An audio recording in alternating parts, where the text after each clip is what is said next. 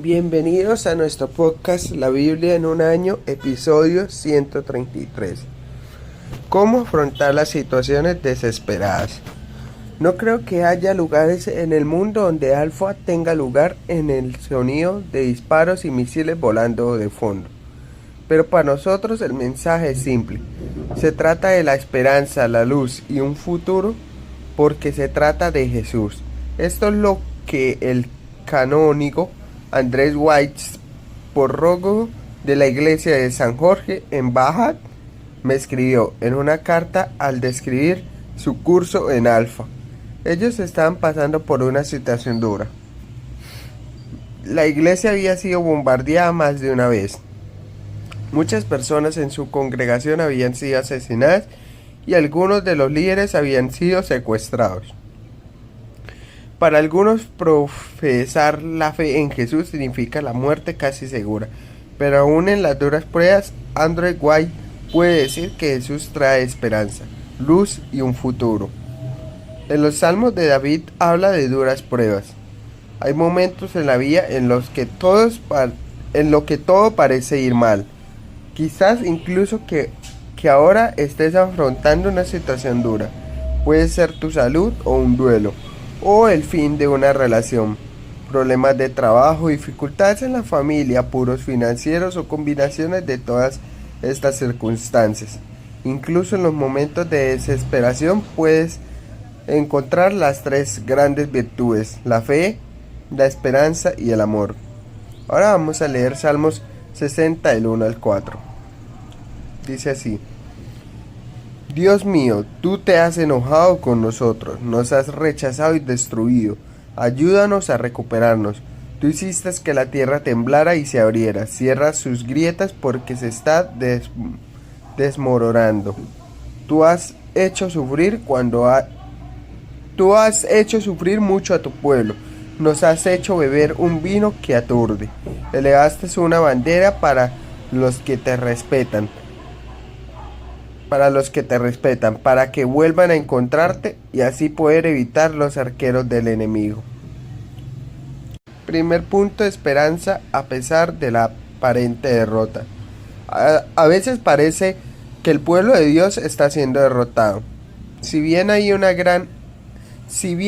gran avivamiento en muchas partes del mundo como en Asia, en Europa Occidental la asistencia a la iglesia está en declive y las iglesias se cierran, y allí la moral cristiana ya no se considera importante.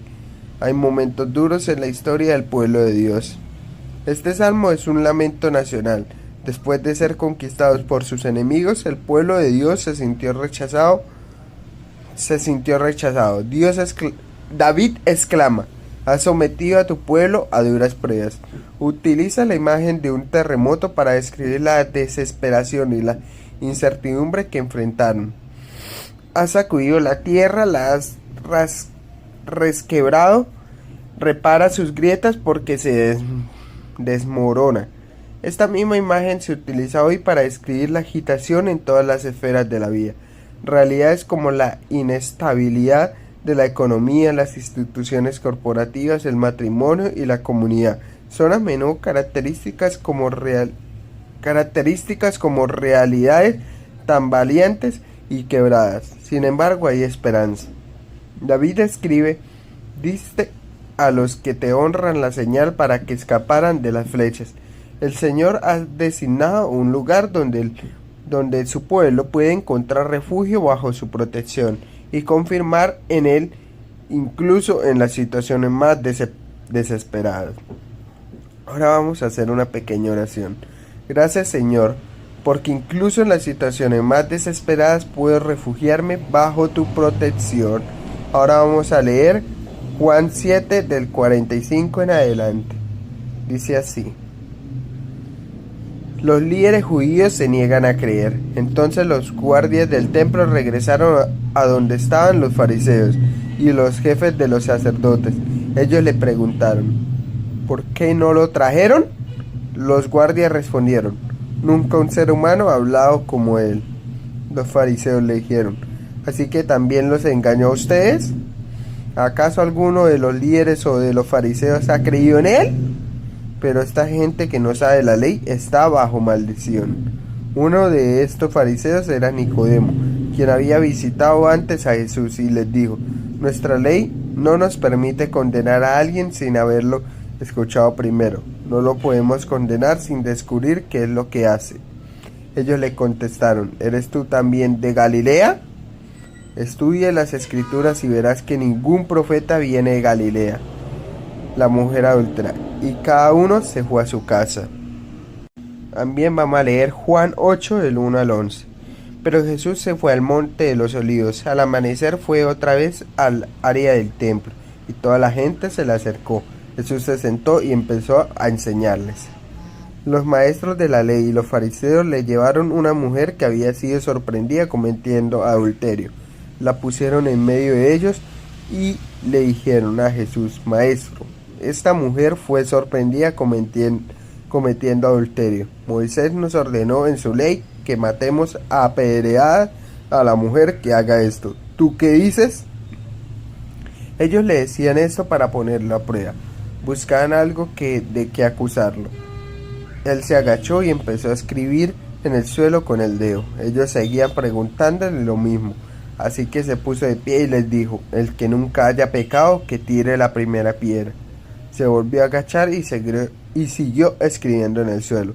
Al escuchar esto, se empezaron a ir de uno en uno, y los más viejos se fueron primero. Jesús se quedó solo con la mujer que todavía estaba allí parada. Jesús se puso de pie y le dijo: Mujer, ¿dónde están ellos? ¿Alguien te condenó? Ella dijo: Nadie, Señor. Jesús le dijo: Tampoco yo te condeno. Vete y de ahora en adelante no peques más. Segundo punto: amor en lugar de condenación. ¿Es aceptable el sexo fuera del matrimonio? ¿O es pecado? Si es así, ¿cuál debe ser nuestra actitud hacia aquellos que caen en la inmoralidad sexual? El debate sobre la ética sexual continúa llenando hoy en día nuestros periódicos y otros medios. Las palabras de Jesús son tan relevantes hoy como lo fueron hace 2000 años. Las palabras de Jesús fueron las palabras más grandiosas jamás pronunciadas. La clase de palabras que esperarías que Dios pronunciara. Los guardias del templo declararon: nunca nadie ha hablado como este hombre. Es tan triste que algunos líderes religiosos no lo reconocieron y consideraron a aquellos que creían en él como una multitud tonta.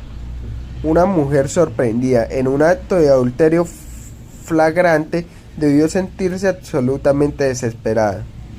La desesperación puede venir de la derrota y también puede venir del fracaso moral. Ella tenía que estar experimentando ambas realidades, sintiéndose llena de culpa, vergüenza y temerosa a la muerte. Los condenadores trataron de tenderle una trampa a Jesús con una pregunta, pero él da una de las respuestas más brillantes, memorables y frecuentes citadas en la historia del mundo. Aquel de ustedes que esté libre del pecado, que tire la primera piedra. Jesús no toleró su adulterio, pero tampoco lo consideró como un pecado imperdonable. Él demostró lo fácil que es condenar a otros mientras somos culpables de los mismos pecados en nuestros propios corazones. Esto se puede aplicar a muchas áreas de nuestras vidas. Antes de criticar a otros, vale la pena preguntarnos si estamos libres de pecado. En esa área que estamos a punto de criticar en el otro, cuando juzguemos, acusemos y condenamos a otros, proyectamos sobre ellos lo que negamos a ver en nosotros mismos. Como se suele decir, el que vive en una casa de cristal no debe lanzar piedras. En el contexto del debate sobre la ética sexual, si miramos nuestros propios corazones, a menudo veremos muchos vidrios quebrados a su alrededor. En el relato de la mujer sorprendida en adulterio, cada uno de los acusadores es condenado por las palabras de Jesús y se retiran, hasta dejar a Jesús solo. Entonces le pregunta: ¿ya nadie te condena? Y cuando ella responde: nadie, Señor, Jesús dice: tampoco yo te condeno. Ahora vete y no vuelvas a pecar. La culpa es un sentimiento horrible. estar condenado en un estado terrible que asombró, tuvo que ser oír las palabras de Jesús. Tampoco yo te condeno, proveniendo de quien está libre del pecado, y era la única persona allí con autoridad para tirar piedras, pero no lo hizo. Hay un equilibrio extraordinario y una combinación casi única en las palabras de Jesús. Están llenas de sabiduría y de gracia, misericordia y compasión. Jesús no podía ser más claro al señalar que el adulterio es pecado. Sin embargo, no condena a la mujer de ninguna manera. Este es el mensaje del Nuevo Testamento. No hay condenación para los que están en Cristo Jesús, Romanos 8:1. Como resultado de la muerte de Jesús en la cruz por nosotros, tú y yo somos totalmente perdonados, no importa lo bajo que hayamos caído. Sin embargo, esta no es una razón para seguir pecando. Jesús no perdona su pecado. Él la exhorta: no vuelvas a pecar. Jesús no nos condena, pero te pide, como lo hizo con la mujer, que no vuelvas a pecar. Las palabras de Jesús, como siempre, están motivadas por su amor y compasión. Estamos llamados a seguir su ejemplo. Es fácil caer en uno de los dos extremos opuestos, ya sea que condenemos a las personas o seamos indulgentes con el pecado. El amor no condena ni es condesciente con el pecado, porque el pecado conduce a que las personas se lastimen. Si amamos como Jesús, ni condenaremos el pecado ni condenaremos a la gente, sino que desafiaremos amorosamente, incluyéndonos a nosotros mismos, para dejar el pecado atrás. Las palabras griegas para perdonar también significa liberar. Jesús vino a liberarnos por el poder de su Espíritu Santo. Somos liberados para amar como Dios nos ama. El perdón está en el núcleo de toda relación, es la esencia del amor. Ahora vamos a hacer una pequeña oración. Señor, gracias porque no hay condenación para los que están en Cristo Jesús. Gracias porque has muerto para que me sea posible ser perdonado, limpiado y libre. Ayúdame a amar a la gente como lo hiciste. Ahora vamos a leer Jueces 16 del 1 al 17. Dice así: Jueces 16, Sansón va a la ciudad de Gaza, y recuerda que lo estamos leyendo en la PET. Un día Sansón fue a la ciudad de Gaza, donde encontró a una prostituta y se acostó con ella. La gente de Gaza se enteró de que Sansón estaba en la ciudad. Todos querían matar a Sansón y por eso lo rodearon y vigilaron las puertas de la ciudad y se mantuvieron en silencio toda la noche. Decían: al amanecer vamos a matar a Sansón. Sansón se quedó con la prostituta solo hasta la medianoche. A esa hora Sansón salió y arrancó las puertas, la tranca y los pilares que estaban en la entrada de la ciudad. Luego se echó todo al hombro y lo cargó hasta la cima de la colina que estaba cerca de Hebrón. Sansón y Dalila. Después de un tiempo, Sansón se enamoró de una mujer llamada Dalila, que vivía en la ciudad de Soret. Los dirigentes de los filisteos le dijeron a la mujer: engaña a ese hombre para que te cuente el secreto de su gran fuerza. Averigua cómo podemos vencerlo para amarrarlo y someterlo. Si nos ayuda, cada uno de nosotros te dará 1,100 monedas de plata. Dalila le dijo a Sansón: por favor, cuéntame cuál es el secreto de tu gran fuerza. Dime cómo alguien puede derrotarte, amarrarte y torturarte. Sansón respondió: si alguien me amarra con 7 cuerdas de arco que todavía no estén secas, perderé mi fuerza y seré como un hombre común y corriente. Entonces los dirigentes de los filisteos le dijeron a Dalila: las 7 cuerdas de arco que no están secas. Dalila amarró a Sansón con las cuerdas. Mientras unos hombres estaban escondidos en sus dormitorios, Dalila le dijo: Sansón, Sansón, te atacan los filisteos. Entonces Sansón rompió las cuerdas como si se hubieran derretido por el fuego. Los filisteos no supieron el secreto de la fuerza de Sansón. Entonces Dalila le dijo a Sansón: me mentiste, te burlaste de mí.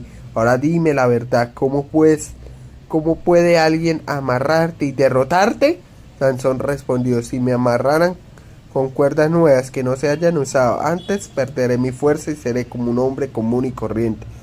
Dalila trajo cuerdas nuevas y amarró a Sansón, mientras unos hombres esperaban escondidos en la habitación de al lado. Dalila dijo: Sansón, te atacan los filisteos. Pero Sansón rompió las cuerdas como si fueran simples hilos. Entonces Dalila dijo: ¿cuántas veces más te vas a burlar de mí?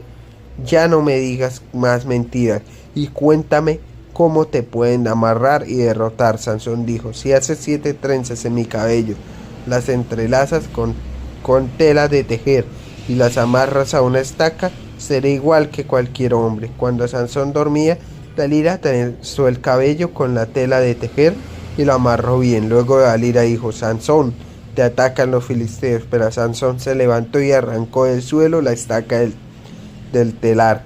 Dalila dijo: ¿cómo es posible que me digas que me amas si no confías en mí? Esta es la tercera vez que me mientes y no me dices el secreto de tu gran fuerza. Ella siguió molestando a Sansón todos los días y Sansón estaba ya tan desesperado que tenía ganas de morirse. Así que un día le reveló el secreto de su fuerza. Sansón dijo: nadie me ha cortado el cabello jamás, porque estoy dedicado a Dios. Desde antes de nacer, si alguien me corta el cabello, perderé mi fuerza y seré como un hombre común y corriente. Dalila supo que esta vez Sansón se le había revelado el secreto de su fuerza. Entonces mandó un mensaje a los dirigentes filisteos que decía: regresen, que Sansón me ha contado todo. Los filisteos volvieron y llevaron el dinero que le habían prometido. Sansón se quedó dormido con la cabeza en las piernas de Dalila. Ella llamó a un filisteo para cortar el cabello de Sansón. El hombre cortó las 7 trenzas y Sansón perdió toda su fuerza. Entonces Dalila dijo: Sansón, te atacan los filisteos. Sansón se despertó y creyó que podía escapar como las veces anteriores, pero esta vez Sansón no sabía que el Señor lo había abandonado. Entonces los filisteos atraparon a Sansón, le sacaron los ojos y lo llevaron a Gaza. Allí lo amarraron con cadenas de bronce y lo pusieron a trabajar en el molino de la cárcel. Pero el cabello de Sansón volvió a crecer. Los dirigentes de los filisteos se reunieron para celebrar. Querían ofrecer un gran sacrificio a su dios Dagón y decían: nuestro Dios nos ayudó a derrotar a nuestros enemigos, Sansón. Cuando los filisteos vieron a Sansón, todos adoraron a su Dios diciendo: este hombre destruyó nuestros cultivos, este hombre mató a muchos de los nuestros, pero nuestro Dios nos ayuda a capturar a nuestro enemigo. Todos estaban muy contentos en la celebración y gritaban: saquen a Sansón para que nos divierta. Así que trajeron a Sansón. Lo obligaron a pararse en medio de las 2 columnas del templo de Dagón, y Sansón sirvió de diversión.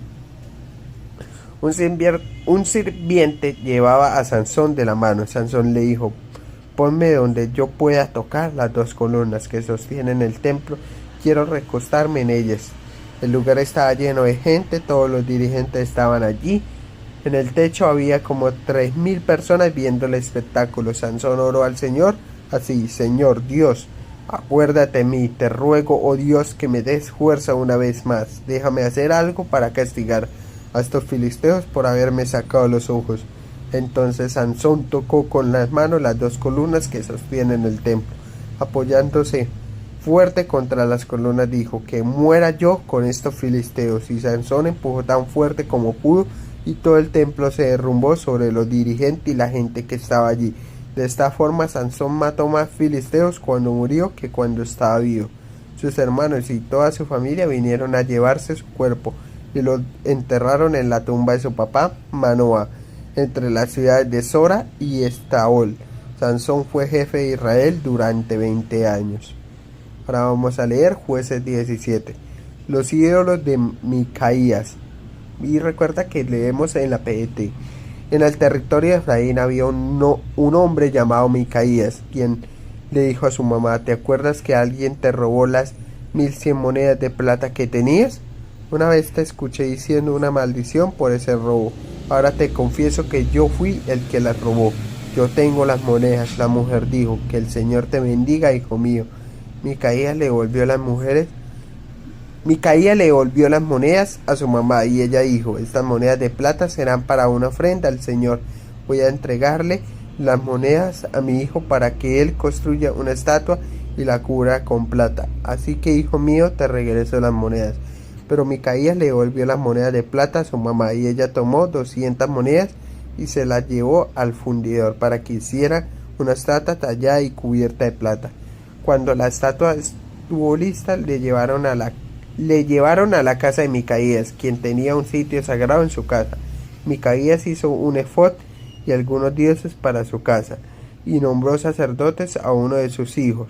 Micaías hizo estas cosas porque en ese tiempo el pueblo de Israel no tenía rey, por lo que cada uno hacía lo que mejor le pareciera. Había un joven levita que era de la ciudad de Belén de Judá, y había estado viviendo entre la tribu de Judá. Este joven salió de Belén de Judá buscando un sitio donde vivir. Cuando estaba viajando, subió al monte de Efraín y llegó hasta la casa de Micaías. Micaías le preguntó: ¿de dónde vienes? El joven respondió: vengo de Belén de Judá, soy levita y estoy buscando un sitio donde vivir. Entonces Micaías dijo: puedes quedarte conmigo y ser mi padre y mi sacerdote. Te pagaré 10 monedas de plata cada año y además te daré ropa y comida. El levita se quedó allí. El joven aceptó la propuesta de Micaías y llegó a ser como uno de sus hijos. Micaías lo eligió como sacerdote y él se quedó allí viviendo. Micaías dijo: ahora sé que el Señor me va a bendecir porque tengo un levita como sacerdote. Tercer punto: fe en medio del caos. Aquellos fueron momentos desesperados. Hay un estribilio que recorre el libro de los jueces. En aquella época no había rey en Israel, cada uno hacía lo que le parecía mejor. Aquel fue un tiempo de caos. En aquellos tiempos desesperados, Dios suscitó jueces como Sansón, quien gobernó Israel durante 20 años. Fue uno de los héroes de la fe. Hebreos 11:32. Dios lo usó poderosamente al ser ungido por el Espíritu Santo. Sin embargo, también tenía una debilidad que lo condujo a la inmoralidad: dormir con una prostituta. Jueces 16 del 1 al 3. Y el engaño con el tiempo sobrepasó el límite de paciencia de Dios a causa de su desobediencia, y el Señor lo había abandonado. Sansón recibió una fuerza extraordinaria de Dios que estaba directamente relacionada con su obediencia. Dios le había dicho que no se cortara el cabello y que mientras le obedeciera tendría una fuerza sobrenatural. Por muy grande que sea una persona de Dios, es vital recordar que la fuerza proviene únicamente de Él. Jesús señaló: separados de mí no pueden ustedes hacer nada. Juan 15:5. Nunca confíes en victorias del pasado, sino en Dios, quien te las dio. Después de la tentación persistente, Sansón cedió y le confesó y le confió a Dalila el secreto de su fortaleza. Por más que le fuera obvia que ella se aprovecharía, Dalila cortó su pelo y su fuerza desapareció. No solo la sociedad era caótica, sino que también Sansón llegó a un punto de desesperación total en su propia vida. Estaba cautivo, ciego, y sus captores estaban a punto de exhibirlo como una diversión, que está en Jueces 16, 21-25. En medio de su desesperación, Sansón oró al Señor: oh soberano Señor, acuérdate de mí, oh Dios, te ruego que me fortalezcas solo una vez más. Y Dios oyó su oración de fe, incluso después de todos sus fracasos. Dios aún respondió el clamor de Sansón. No importa cuál sea la situación ni lo que hayas hecho, nunca es demasiado tarde para volver a Dios. Ahora vamos a hacer una pequeña oración. Señor, gracias porque puedo encontrar refugio en tu presencia y siempre escuchas mis gritos desesperados en petición de ayuda. Señor, ayúdame. Pipañay, Jueces 16 del 1 al 17. Sansón fue un líder extraordinario. Era como un Hulk. El hombre increíble, pero con un mal gusto para las mujeres. Se enamoró de Dalila, que era una mujer sin corazón. Estaba dispuesta a traicionar al hombre que la amaba. ¿Por qué le contó su secreto después de que ella ya le había traicionado 3 veces? Seguramente tenía que saber que no podía confiar en ella. Era tan fuerte físicamente, pero tan débil cuando se trataba de mujeres. No había sido el único gran líder que había caído por causa de una mujer. Y recuerda que este podcast está hecho por el pastor Nicky Gumbel de la iglesia HTV en Londres. Y el que le dio vida a este podcast fue Jesús David Rodríguez Rojas.